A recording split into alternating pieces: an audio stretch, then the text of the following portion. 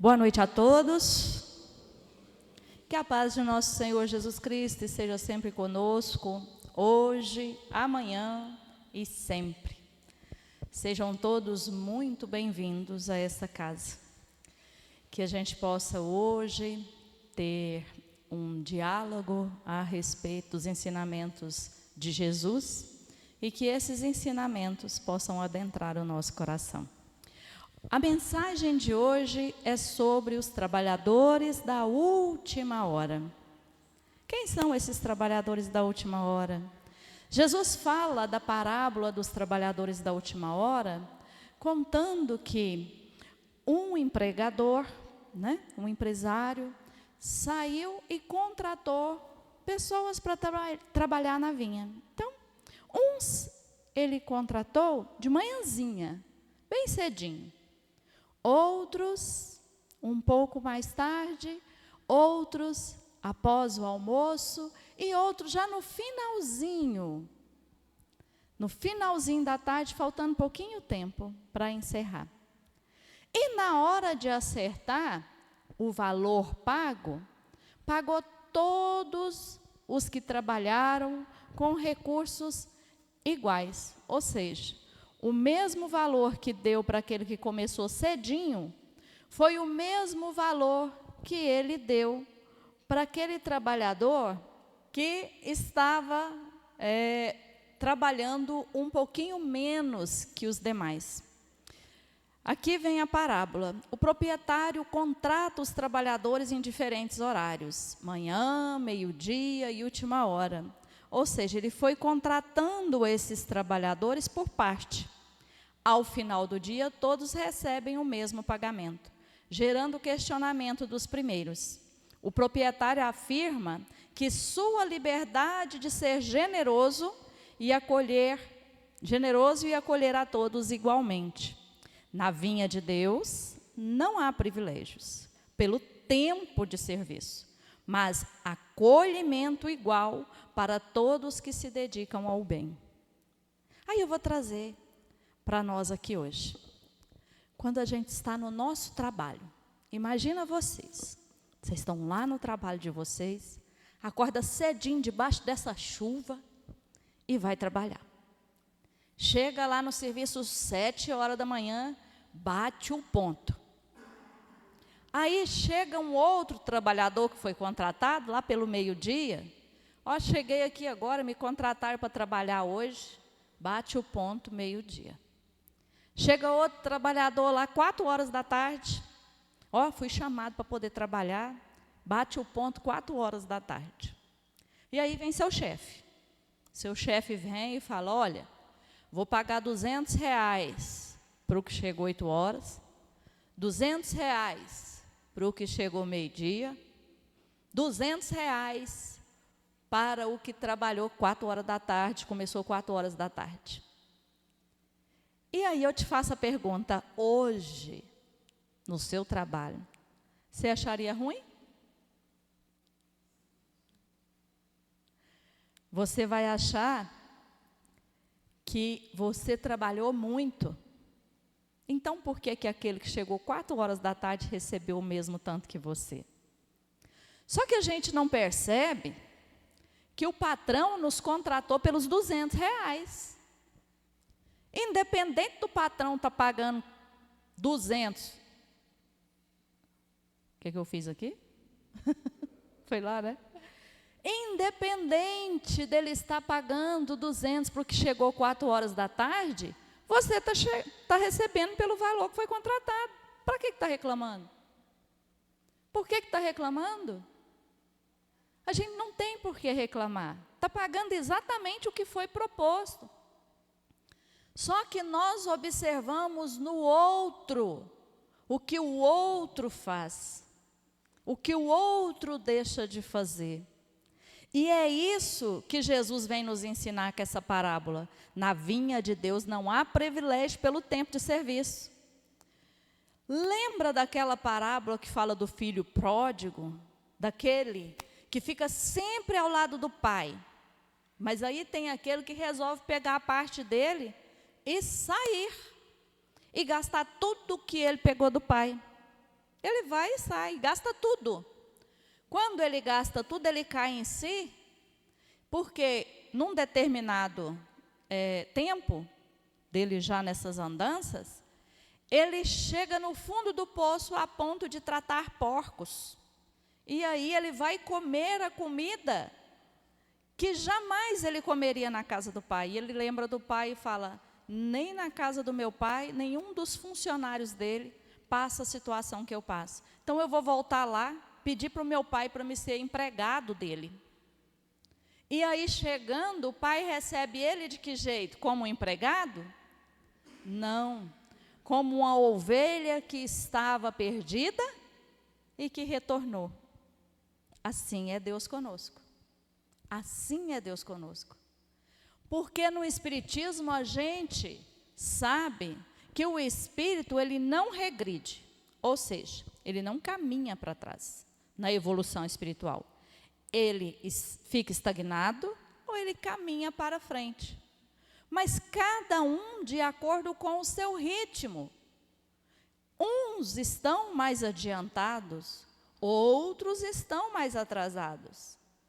E é por isso que Deus, olhando como um todo, vê cada um de acordo com aquilo que ele é na evolução espiritual. Quer outro exemplo? Vou pegar vocês 3 pessoas, imaginem 3 pessoas. E aí pega essas 3 pessoas vendadas, leva elas para uma casa que acabou de ser construída. Coloca uma na frente da casa, coloca outra atrás da casa, coloca outra do lado da casa, tira as vendas, e aí tem um drone em cima. Hoje em dia está cheio de imagem de drone, né?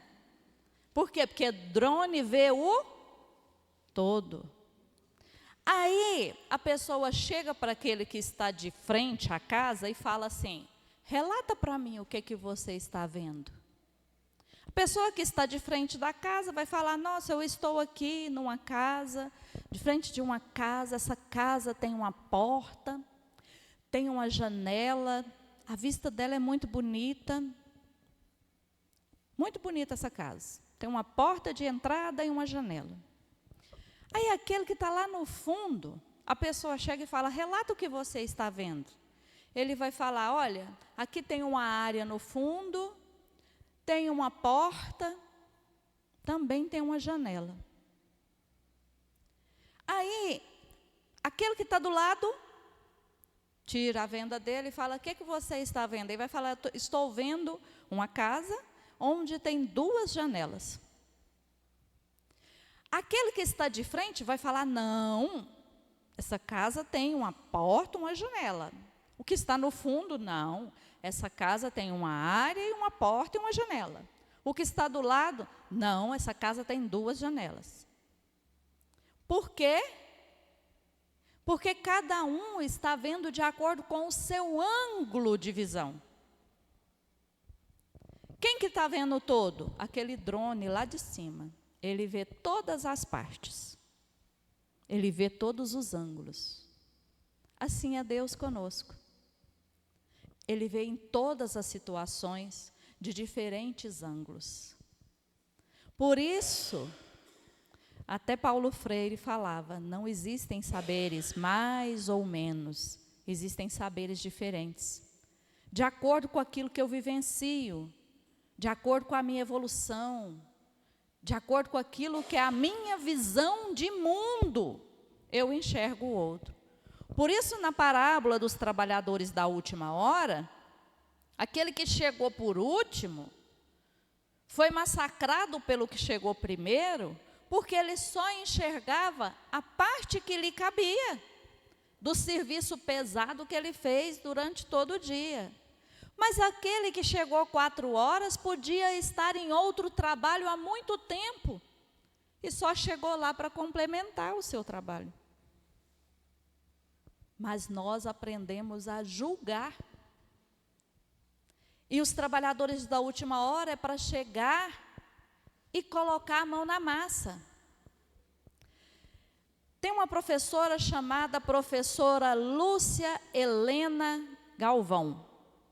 Ela dá também um exemplo que eu quero trazer aqui para vocês. Ela fala o seguinte: está chovendo muito, né? Hoje eu estou cheio de exemplos da chuva. Aí tem uma goteirinha. Quem aqui nessa chuva aqui teve uma goteira na casa? Eu tive umas. Tem uma goteira. Aí ela compara a questão da evolução espiritual, não diretamente na evolução espiritual, mas eu estou trazendo esse exemplo para vivificar aqui e exemplificar o nosso tema de hoje. Então, ela fala a respeito dessa goteira. E eu vou exemplificar com os exemplos dela. Aí tem aquela goteira que pinga, e tem aquela pessoa que chega, dá uma olhada e fala: nossa, uma goteira, nossa, uma poça. Viu? Passa por cima e segue. Não é na minha casa, não é em lugar nenhum, mesmo se for na minha casa, não vou mexer com isso não. Passa e segue. Esses que passaram e seguiram, despreocupados. Aí tem aqueles outros que já estão caminhando na evolução espiritual, então ele passa, olha aquela poça d'água e pensa: alguém pode cair. Ele vai lá, pega um rodo, limpa, rapa toda aquela água, seca e segue. Mas, se vier outra chuva, vai empoçar ou não vai empoçar de novo? Vai. Ele consertou a goteira? Não. Então chega um outro, que é aquele que já está um pouco mais adiantado. Ou seja, ele já despertou para a espiritualidade. Então ele caminha, vê a poça d'água e pensa: tem uma goteira. Olha para cima, vê a goteira. Vai lá, pega um rodo, limpa a poça d'água e logo depois sobe no telhado e conserta a goteira. Por quê? Porque ele já despertou para a espiritualidade. Ele já faz além da execução do próprio dever. Faz o bem pelo bem, sem esperar a recompensa de nada. Ele já está no caminho que conduz a Deus, porque ele sabe que aqui é um planeta escola. E sendo planeta escola, nós só evoluímos quando nós aprendemos a cuidar uns dos outros com preocupação uns com os outros, mas consertando em nós os nossos próprios defeitos, as nossas goteiras. Ou seja, eu preciso melhorar. Então eu olho para aquela poça, olha, isso aqui é um defeito meu. Então eu vou aqui limpar, né? Fiz algo errado, eu vou limpar e consertar a partir daí, para que não venham outras chuvas e lá esteja aquele buraco no chão, ou aquele buraco na telha, fazendo poça no chão. Ele já deu um passo, o que no Espiritismo nós chamamos de reforma íntima. É quando você vê o seu defeito e você corre para poder consertá-lo. Isso é a evolução espiritual. Isso são os trabalhadores da última hora. Porque cada um de nós estamos nesse período de trabalhadores da última hora. Kardec, ele faz essa análise dos horários de contratação, conforme eu disse. Representa diversos estágios evolutivos dos espíritos em sua jornada milenar. Estamos aqui somente agora, gente? Não. Nós somos espíritos que já reencarnamos diversas vezes. E estamos mais uma vez aqui para aprender. E quantas vezes mais teremos que vir? Tem hora que a gente escuta assim: nossa, eu sou um espírito velho. Ou seja, dotado de muitas mediunidades. Ótimo. Então quer dizer que você aprendeu ainda pouco. Está na hora de começar a trabalhar ainda mais, para essa evolução. Porque muito é dado, muito é cobrado. Se nós estamos aqui, e aí somos espíritos velhos, é porque ainda não aprendemos a amar de fato. E eu digo isso porque eu já ouvi isso, de mim mesma. Eu tinha 11 anos de idade quando eu dei uma crise depressiva. E comecei a questionar o mundo sobre tudo e todos. Queria deixar de existir, não era morrer, era deixar de existir, diferente. Não queria ter nascido, não queria morrer, não queria viver, eu não queria nada. Nesse período foi um momento em que meu pai foi assassinado e eu me deparei com a morte pela primeira vez. Então fiquei muito mal. E aí me aconselharam a procurar a dona Margarida Orbilon, que eu sou de Pameri, lá no centro, no Grêmio Espírita Paz e Fraternidade. Chegando lá, a dona Margarida Orbilon me atendeu e virou assim.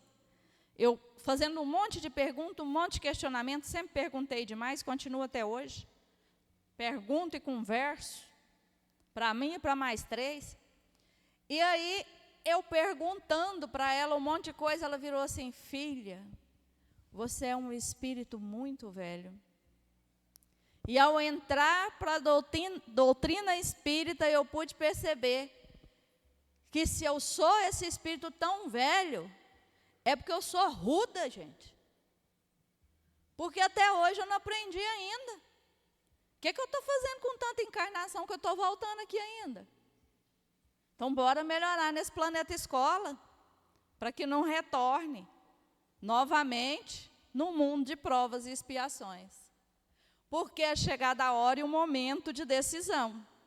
E aí, a gente olha assim, e a gente fala, nós estamos num planeta de provas e expiações, passando pela transição de regeneração. Alguns nem acreditam que a gente está passando por um mundo de regeneração. E eu acredito que a gente já está bem adiantado nele. Aí você vai dizer para mim assim, mas com tanta maldade, com tanta coisa acontecendo, como é que nós estamos num mundo de regeneração, Luciane? Se passa tanta coisa ruim, porque a nossa mente está focada no ruim. Eu vou te fazer uma pergunta. Dentro da sua casa, tem mais gente boa ou mais gente ruim? Boa ou ruim lá dentro da sua casa? Mais gente boa, né, gente? E quando eu falo boa, não é perfeita, tá? Bom somente o Pai que está no céu. Isso foi Jesus que falou. Gente boa é gente que as qualidades são superiores aos defeitos. É isso. Aí eu vou dizer para você, vou apertar um pouquinho. Lá no seu trabalho, tem mais gente boa ou mais gente ruim? Mais gente boa. Tem aqueles que estão lá para as nossas provações, assim como também nós estamos lá para provações de alguns. Então, mais gente boa. Na sua família como um todo, se você olhar, tem mais gente boa. No seu bairro como um todo, tem mais gente boa. Mas aí eu vou fazer uma comparação. Nós tivemos uma polêmica aqui agora, poucas semanas atrás, em Caldas Novas, de algo muito negativo na mídia, que foi a morte daquela mulher lá, que o síndico e ela desentendeu e ele acabou tirando a vida daquela mulher. E devido a essa, juntando com outras situações que ocorreu, como foi o sequestro daquela senhora, vários turistas, e nós somos de Caldas Novas, cidade turística, vários turistas deixaram de vir para Caldas Novas, porque Caldas Novas era violenta. Gente, eu ando aqui em Caldas Novas, graças a Deus, para tudo quanto é lugar. Tem violência em tudo quanto é lugar? Tem. Mas a gente focou só no negativo, nas questões que apareceram lá na mídia. Então, a gente acha que está tudo um caos. E quem é de fora da cidade acha que está tudo um caos. Por quê? Porque não viu, igual eu disse, o exemplo do drone, pela parte de cima. viu a parte que foi mostrada, e essa parte era negativa. Então, se a gente for olhar no nosso mundo agora, tem muita gente boa, e tem aqueles que ainda estão embaraçando nessa reencarnação, mas que podem melhorar também. Podem querer mudar nessa encarnação, ou não, desencarnar depois e voltar para um mundo de provas e expiações. Mas se a gente já tem pessoas numa quantidade maior que são boas, isso significa que a regeneração já está acontecendo. Porque nós sabemos que um mundo de provas e expiações, gente, é um mundo em que o mal predomina sobre o bem. O mundo de regeneração, o bem predomina sobre o mal.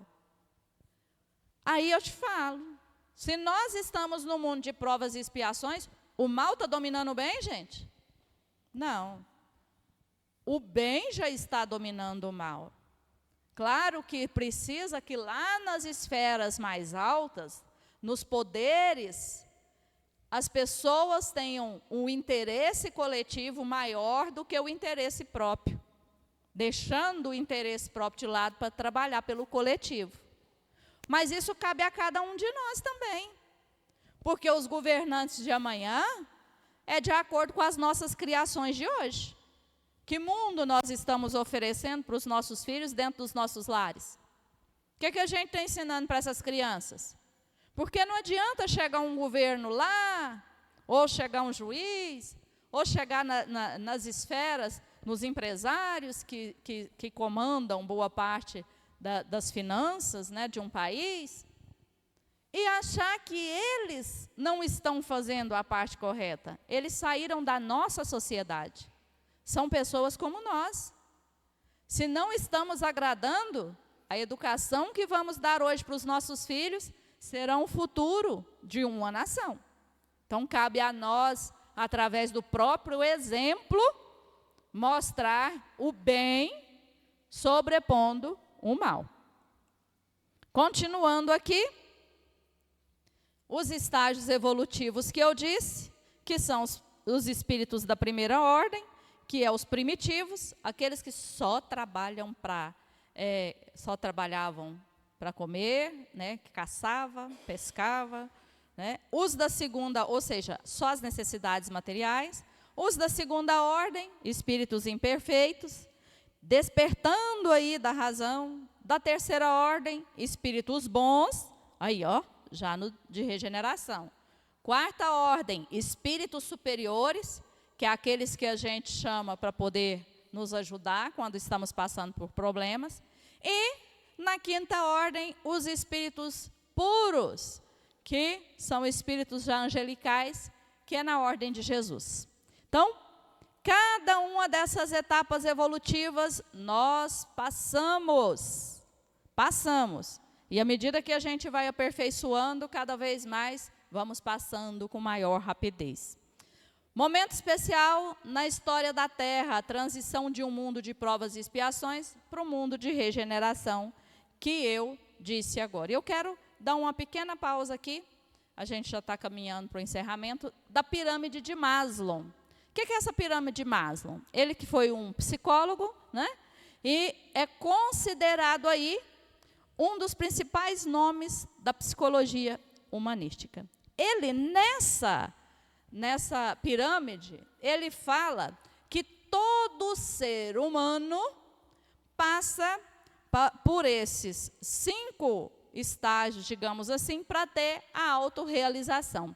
Primeiro é a fisiológica, que é a necessidade fisiológica. O que é ela? Sobrevivência, comida, água, sono, respirar, abrigo. Aí eu vou falar para vocês. O Ricardo estava aqui falando no início a respeito de alimentos para a cesta básica para o centro. Por quê? Tem pessoas que estão necessitando de necessidades fisiológicas. Lá o básico está faltando. A comida está faltando. A água está faltando. Não adianta eu querer chegar numa casa onde a mãe não tem o que ofertar para a criança comer, e falar para ela, vamos orar, a necessidade dela urgente é comida, gente. O padre Lancelotti faz muito isso, vai lá debaixo da ponte, dá comida para o povo, depois prega. Assim também, nós, trabalhadores da última hora. A necessidade é fisiológica, primeira coisa, socorrer aquele necessitado. Não adianta eu chegar debaixo de uma ponte, numa chuva dessa, a pessoa dormindo num papelão, e falar para ela que Deus é bom, mas eu não estar lá para poder socorrê-la. Por isso que o Espiritismo nos fala que fora da caridade não há salvação. Porque a gente tem que socorrer naquilo que cabe, na necessidade imediata daquela pessoa que está precisando. Então, a necessidade fisiológica de Maslow é essa, que para muitas pessoas é a comida, é a água, é o respirar, é o sono. E lá no mundo primitivo também era. Era só a necessidade fisiológica. Era correr atrás para caçar, para pescar, para fugir de predadores. Depois, subimos para a escala de segurança. Eu tenho uma casa, eu tenho comida, eu estou dormindo. Não é a base de diazepam não, viu, gente? Eu estou dormindo, eu estou tranquila. Então, vamos passar para a próxima, a de segurança. Todo ser humano precisa de segurança. Eu não acabei de falar aqui do pessoal que está fugindo de Caldas Novas, algumas pessoas, devido à falta de segurança, achando que não tem segurança, por algumas coisas que aconteceram, e a gente sabe que não é o todo, é uma pequena parte, uma parcela. Proteção, estabilidade, emprego, saúde. A pessoa não tem emprego, ela tem uma casa, ela tem comida na mesa para aquele mês, mas ela perdeu o emprego. E aí? A cabeça dela está a mil, porque o mês que vem vai comer o quê? Como que vai pagar um aluguel? É isso que Maslow nos fala, que a felicidade desse mundo, ela precisa de complemento, é elo, é um segurando o outro, porque senão desanda. E aí a nossa saúde mental vai por água abaixo. Por isso que a gente vê tantas pessoas hoje, ainda mais do que ontem, deprimidas, cansadas, sobrecarregadas, com depressão, com ansiedade, com pânico. Antigamente não se via, a gente vê muito isso, né? Antigamente a gente não via tanto. Não via, sabe por quê que a gente não via? Porque antigamente a gente tinha um tal chamado de vizinho, que hoje a gente não sabe nem quem é direito. Antigamente a gente sentava na porta da casa e batia papo. Seu vizinho sabia da sua vida, você sabia a vida do seu vizinho. Uma cidade pequena, todo mundo sabia de todo mundo. Mas, ao mesmo tempo, você desabafava, colocava para fora. Por isso que hoje tantos psicólogos formados estão aí cheios de pacientes, porque a gente desaprendeu a capacidade de dialogar, de fazer amizade. A gente se tranca numa redoma e vivencia os problemas dentro de uma mala, colocando tudo. E é como um copo d'água. Uma hora, isso, ó, transborda. E por isso a necessidade dos psicólogos para nos ouvirem mais e mais. Necessidades sociais, amor, amizade, família, relacionamentos, aceitação. E necessidades de estima, respeito, reconhecimento, autoestima, valorização e autorrealização, que é lá no topo. Toda essa escala de Maslow fala que se a gente juntar tudo isso, a gente se sente uma pessoa realizada. Se sente uma pessoa realizada. Mas pequenininho, a gente se sente realizado com tão pouca coisa. E o nosso coração é bom. Vocês sabiam que fizeram uma experiência com criancinhas de 6 a 12 meses? Pegaram 3 criancinhas e colocaram lá. E aí colocaram formas geométricas, um triângulozinho, uma bolinha, que é uma esfera, e um quadrado, que é um cubo. O que esse experimento fez? Era para provar se a criança já tinha necessidade de escolha entre bem e mal. Aí, a esfera tentava subir um morro. a esfera tentava subir e não dava conta. Aí vinha o triângulozinho, né, que é a pirâmide, pegava essa esfera e empurrava até chegar no topo. Lá no topo tinha um cubo que pegava essa bola e jogava ela para trás, empurrava ela e jogava ela para trás. Novamente, o triângulozinho, a pirâmide, levava a bolinha para cima. E isso repetia 8 vezes. Trocava a criança. Fazia a mesma experiência. A pirâmide levando a bolinha para cima, o cubo empurrando a bolinha para baixo. Fez com as 3 crianças, depois vinha uma pessoa com a bandejinha, com um cubo e uma pirâmide. Todo bonitinho, desenhadinho, e pedia para aquela criança de 6 meses a 12 meses, para ela fazer a escolha de qual que ela queria. Qual que vocês acham que elas escolheram? Qual, gente? Qual que elas escolheram? O triângulo, exatamente. Escolheram exatamente a pirâmide, aquele triângulo que estava ali, ó, ajudando a levantar a esfera lá para cima. Mostrando que a criança, desde pequenininha, já reconhece o que faz bem. Ou seja, nossos instintos são bons. É no decorrer da nossa existência é que a gente tem que ser lapidado para ele continuar existindo. E para a gente, então, encerrar, oportunidades da última hora. Você pode ser um trabalhador da última hora. Passou muitas encarnações sem evolução moral significativa. Apenas agora está buscando conhecimento espiritual e autotransformação. Está aproveitando essa encarnação para uma mudança interior genuína. Não importa o tempo perdido, Deus não olha para o passado, mas para o coração que se abre ao bem no momento presente. Como Chico dizia, embora eu não possa voltar atrás e fazer um novo começo, eu posso começar agora e fazer um novo fim. Para encerrar, sem privilégio dentro da casa espírita, tá? O que não gera privilégio dentro da casa espírita? Eu sou trabalhador.